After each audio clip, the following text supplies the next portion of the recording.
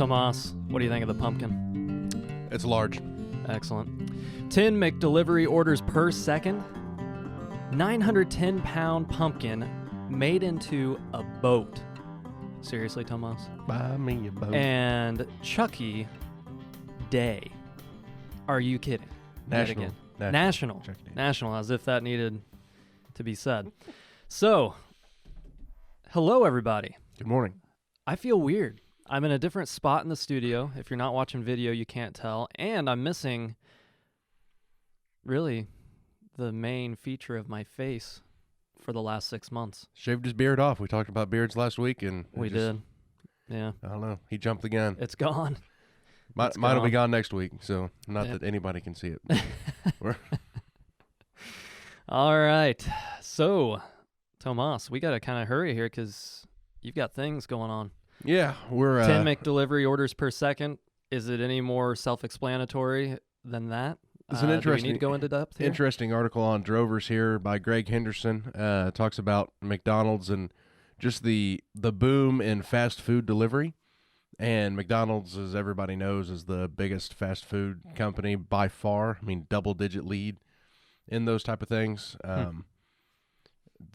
It says in here that the company's delivery business, the McDonald's delivery business, is projected to reach $4 billion this year in 2019. Nice. So that's 10 McDelivery orders per second. Sheesh. That is absolutely Do you know what? insane. Little side comment here. When I was out in L.A., I had a good friend who made a solid point. He's like, I forget what had happened. The dollar menu went up to like $1.19 or $1.20 or something. He's like, guys, the whole reason I go to McDonald's is because I can get cheap, nasty food fast. Stop trying to be what you're not and just own up to why you're successful, which is because you give us crap food at a low price fast. And I thought he made a good point. And it's consistent. You know? So one thing, I remember doing some research when I was in college on a paper I did about McDonald's, and they A paper you did on McDonald's? Well, it was a persuasive speech about how we shouldn't have factory farms, and so don't go eat at McDonald's because they raise cows and all this. But anyways, yes. It was a very interesting persuasive speech because, don't have confinement animal operations while my family has a confinement animal operation. They intentionally, which is good, but all of their stores are meant to be exactly the same.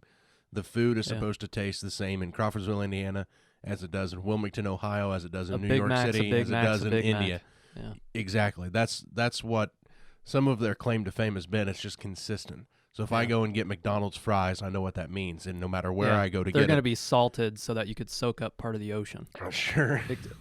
Yeah. That can kind of change, but which doesn't make sense because the ocean's already salty, I guess. But you know what I mean. It is. So that is true. Consistency, though, yes. Consistency. Like me consistently interrupting you on every Friday on the Fly. This is why everybody listens to Friday on the Fly.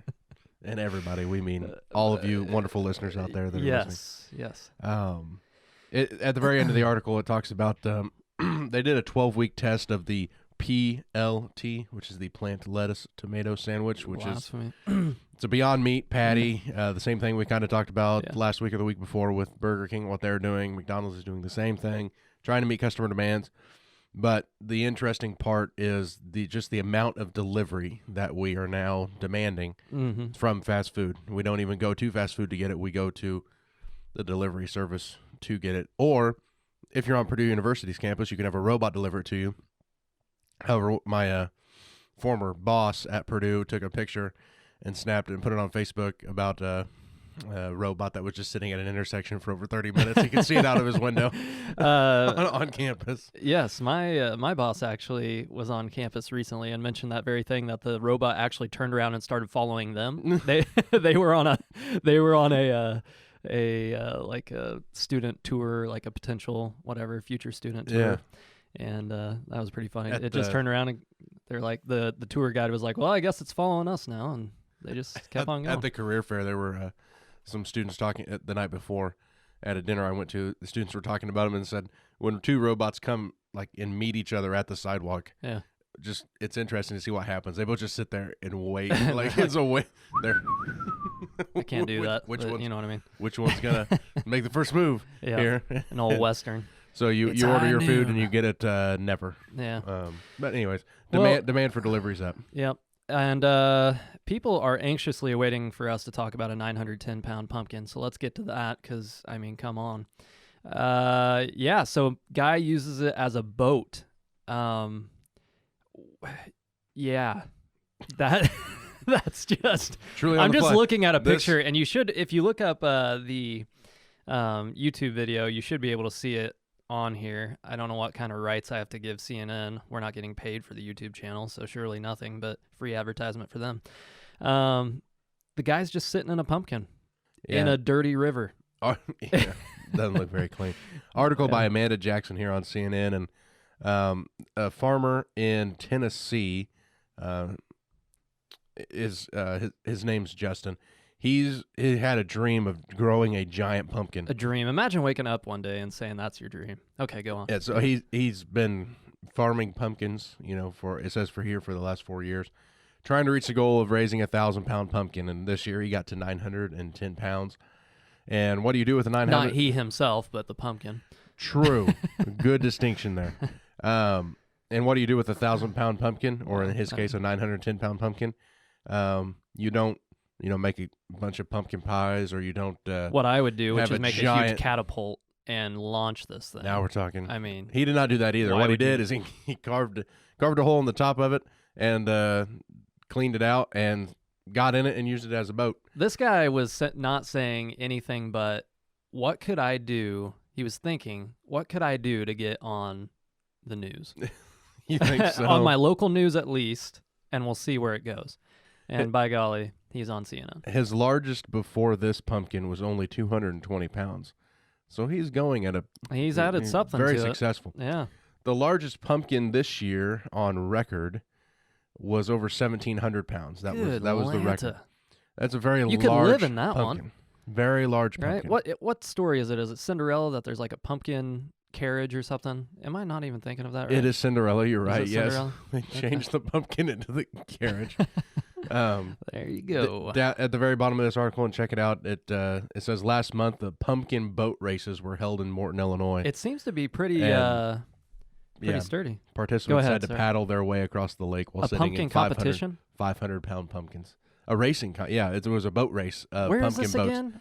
It's at the bottom of the article. There's another one. Where are these linked. people? Oh, Morton, Illinois. Morton, Illinois. So just neighbors of us. Oh man, that's scary. Yeah. You folks in Illinois, you have some interesting ones living around you. It'd be fun. But with the pumpkin theme and kind of the holiday we're going to have next week before we get to talk again. Next time we talk, it'll be November, episode 25 in November. I'm celebrating Reformation Day on the 31st. Well, there you go. So while other people celebrate Halloween, I'm going to be... I wish I had my beard still, though, because that's the typical reformer look, is a big beard. And yeah, it'll come back soon enough. But nonetheless, you're talking about Halloween, Tomas. And so that pumpkin, what he could have done was carved a huge face in it, which would have been really cool, and put like a spotlight inside it. But nonetheless, he did what he did. And that brings us to the Whiplash section. He could have carved a huge Chucky face in it, and that would have been even... And that's the segue right there. Sorry for anybody that gets disturbed if you're watching the YouTube video and you see the picture of Chucky in the background with his Chucky bride and little Chucky baby, evidently. That's just really disturbing. Apologies ahead of time. But nonetheless, it is evidently today when we're recording this. Friday? Is it today or is it on the 31st? No, Friday, today, the 25th. And I think what we're going to do a lot for this Whiplash segment, we found some pretty good content here in the last couple of weeks. This National Day calendar, we're just going to go find the most obscure thing that they're talking about and celebrating that day. So deal. 10/25 is Chucky the Notorious Killer Doll Day. So all of you Chucky fans, get ready to celebrate for this I think day. A shout out to Sam Myers. He's been on here. You've heard from him. He just loves Chucky. No sarcasm there, is there, Tomas? No. My dad loves Chucky. Sarcasm again. My brother loves Chucky. Sarcasm again. If he listened to this, he would have done click. Yeah, he's like, well, I'm done listening to that. So there's a hashtag going with it for Twitter and all that good stuff. I don't even know what to say about this, but it's disturbing. Yeah, and it gives you ideas on how to celebrate the day. So here are some suggestions on when you're getting ready to watch the Chucky, run of movies here. You need to get your Child's Play popcorn, your Bride of Chucky wedding cake, pumpkin spawn of Chucky seeds, Curse of Chucky chicken wings and Cult of Chucky dipping sauces. Yeah, can I just mention a little brief thing at the bottom here before we wrap up really quickly? There are over 1,500 national days. Don't miss a single one. Celebrate every day. Now, last time I checked, I've got at least 365 on a leap year, 366, Tomas. Days, 1,500 national days. Mm-hmm. This is getting a little absurd, is it not? Yeah, there are other ones that are observed on 10/25, but the Chucky one was by far the best. There's Sourest I'm just Day, saying we've National tripled. Pharmacy Buyer Day. We've almost quadrupled our our days. There's got to be a day for everything. Something really neat. All right, so there you go. Next week we will have Friday on the Fly after Halloween, so enjoy your candy out there, kids. Don't do anything dumb, Yep. Don't go tearing up neighbors' yards or anything like that. We don't condone that. Everybody enjoy the World Series. Yeah, there you National. go. I guess I forget that it exists, so all of you who remember that, do enjoy it. Tomas, enjoy your kid's little birthday party this weekend. It's going to be fun. And a quick preview for next week. We tried to have him on a couple weeks ago. It just didn't work out. So this week we had on 2 members of the state officer group for the FFA, for Indiana state officers. And so had them on, talked everything FFA, talked about the national convention, which will be coming out next week, happening next week, I should say. The episode will drop Monday, so do check that out. It was Tomas, yours truly, and these 2, pretty impressive young people on in the state officer, what do you say, state officer board? What is it? Team, officer team for the FFA. So check that out, all you FFA fans, and anyone who's not even, you'll learn something maybe new about what the FFA offers. It's not what a lot of people think of it as being. It's really geared toward leadership especially, but of course with that agriculture focus. So give that a look, and if you've liked this podcast, by golly, please go ahead and subscribe. Check us out. Check the other episodes out. Tomas and I had one of our favorite episodes last week. We recorded it, and then this week it aired, and that's with Josh Miller of the Backstep Brewing Company. He's a brewer there. It was really fascinating hearing him talk about the brewing process and a lot of different things there, so check that out.